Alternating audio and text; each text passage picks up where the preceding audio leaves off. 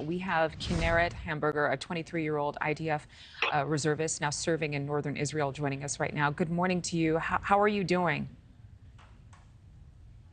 Good morning. To answer that question, how am I doing? I'll just let you know that just a few minutes ago, I got another message of another friend that has died today. I hope that answers the question. But otherwise, we're strong and we're on our way to win this war, not just for ourselves, but for all of humanity. You say, and again, every time I talk to someone there, including yourself, it's like the most sobering responsibility to have a conversation with someone who has the composure that you do. At 23 years old, I don't know that I'd be brave enough. But it sounds like to me you are extremely brave, extremely courageous. And as you said, all of humanity. What do you mean by that? When it comes to humanity, why is that the wording you use? Look, the terrorist organization Hamas that declared war on my country just a few days ago didn't declare war just on my country, Israel.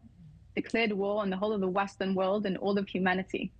It's enough to see what Hamas is doing, regardless of the fact that the IDF found flags of ISIS with the terrorists, enough to see or hear about everything that they have done, slaughtering men and women in the streets, in their homes, burning them to death, kidnapping children, babies, cutting their heads off.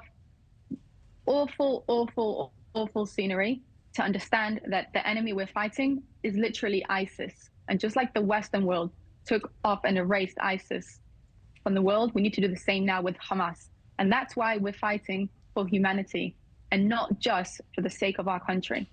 You have a strong history, as so many do there in Israel. You're the grandchild of a Holocaust survivor, I'm told. Correct. Does that come into your mind every single day? Does it come into your mind now with the number of casualties in Israel, a greater number than perhaps, for sure, this generation has ever seen? I am a granddaughter of a Holocaust survivor. And I grew up knowing that I will serve in the IDF and I will become an officer. And to me, it's a privilege to be able to protect my people and to protect the state of Israel. Because my grandpa John's family in the Holocaust didn't have an army and didn't have all the strength to do so. It took years for the international community to get themselves together and put themselves on the right side of history and make the moral decision.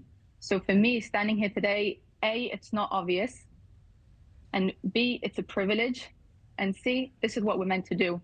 This is our obligation to our people, to our nation, and honestly, to the world. When you are preparing to go out, will you face combat?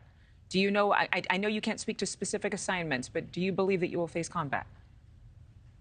I can't go into that, but I could tell you that probably every single citizen and a resident right now in Israel is facing it one way or another, because the war isn't happening just on the other side. It's here in our homes, in our communities. We've got terrorists running into every single home here, running in between our feet in southern Israel. So everyone is fighting some kind of combat situation right now. Well, certainly, and hearing the stories of innocent families, civilians in their homes, in their settlements, their kibbutzes, just mercilessly being slaughtered. There was certainly war there. One more quick question for you. In terms of what victory looks like, I would imagine that going into battle, you have to have an idea of what it looks like when Israel wins.